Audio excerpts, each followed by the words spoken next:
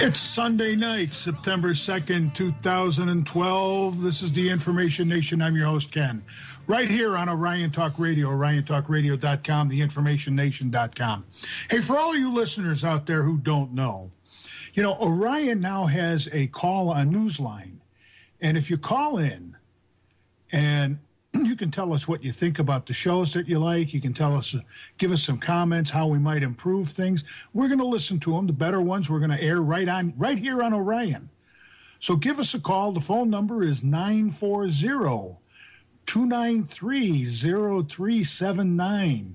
You might just end up on the radio as one of our little clips going on there. Tell us what you like. Tell us what you don't like. Doesn't much matter. We want to hear from you. Hey, so it's been a great week here running around. We've had the Republican National Convention going on for 3 days of humor. And it wasn't so much of what went on TV. It's what went on behind the scenes, which we're going to get to in a little while. You know, they have these wonderful conventions out there, and excuse me, what the news media did was they turned around, they said, oh, well, you know, we got this big hurricane coming in, Isaac, here, and it's going to hit New Orleans, you know, and they made it sound like another Katrina event. Katrina was a class 5 pain in the butt. This thing here was like a hangnail. It was a class 1. It didn't hang around as a class 1 for very long, reverted back down to a tropical storm. Now, I'm not making light of this. Don't get me wrong. A lot of people got a lot of damage. I've seen the video from it. I mean, people's house just flat flooded out. I feel for these people. But the news media did what they do best. The Ministry of Truth scared the hell out of people. They had one levee over there that they had to breach in order to relieve some of the pressure, and that was a class 1, and they're telling everybody, oh, hey, the levees are fine. Well, if it won't handle a class 1, how the hell is it going to ever handle another class 5? You know, we've been getting railroaded every which way but loose here. And then they turned around and made a big deal out of, well, you know, the Republicans, they went on with their convention. You know, like they're going to stop the thing. You know, if that thing had took a direct hit on Tampa, I don't think they would have stopped that convention because they had paid for it already. You know, what are they going to do? Give us our money back. We're going to move the whole thing. It takes months to prepare something like this. But the news media, the Ministry of Truth out there, they just had to turn around and bash everybody every which way they could. But I'll tell you what they didn't cover. They didn't cover the fact that all of you people out there that supported Ron Paul got it shoved up your chocolate whiz-wang until your eyeballs crossed and they popped out of your head.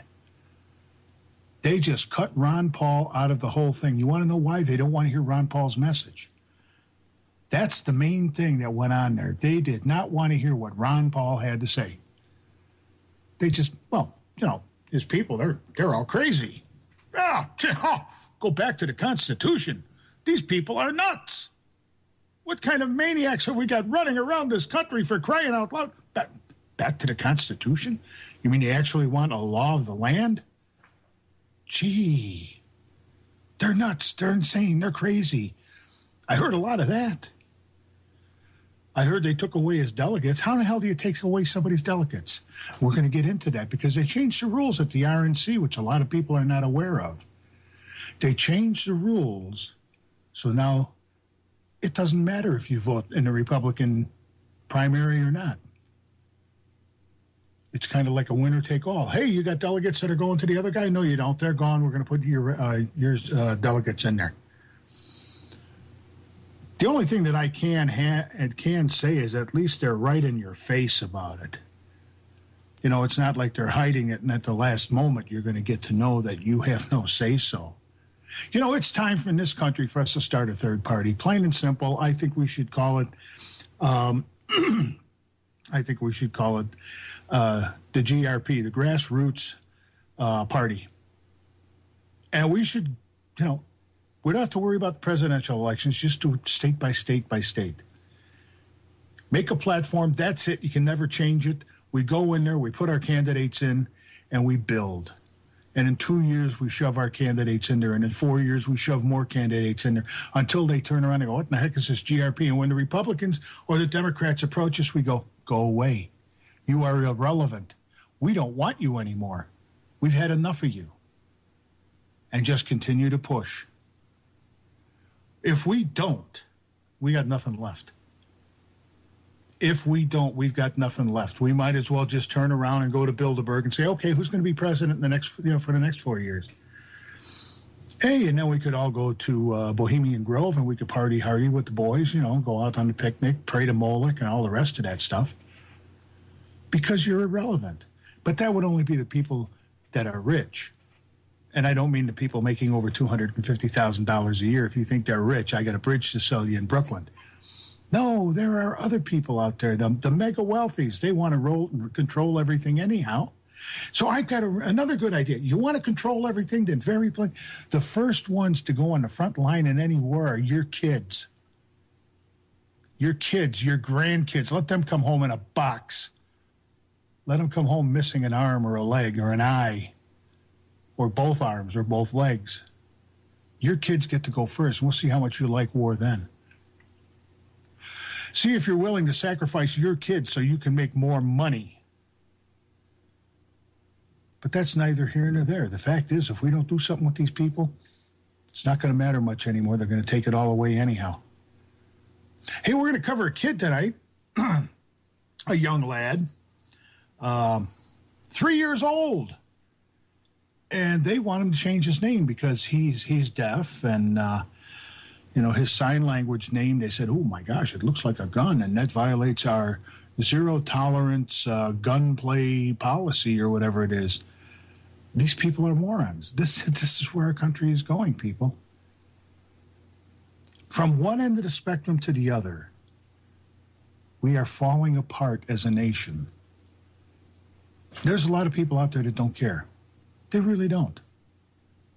As long as they've got their NFL football, their baseball, their basketball, their hockey, their Dancing with the Stars, their soap operas, everything else, they don't care. And we're going to get into Gary Johnson in a little bit, Vinny K. In case anybody doesn't know who Gary Johnson is, he's an independent for president.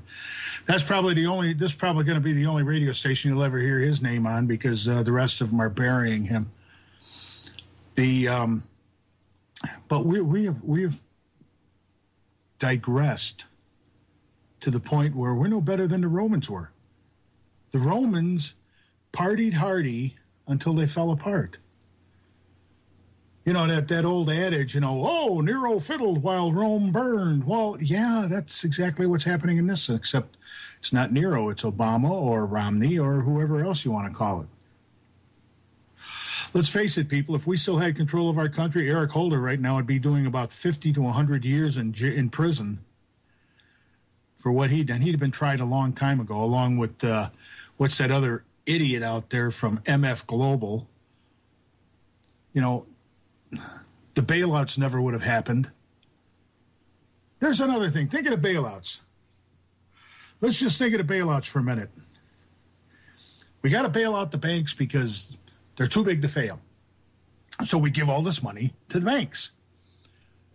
They're still in the same position they were in, except for the fact they got all this cash. Now, if you had given that TARP money or whatever you want to call it to the people would have paid off their credit cards, which they argued that they'll just pay off their bills. Yeah, but guess who owns the credit cards? The banks. Oh, people would have paid off their car loans. Who do you think owns the car loans? The banks. Oh, people would have caught up with their mortgages. Who do you think holds the mortgages? The banks.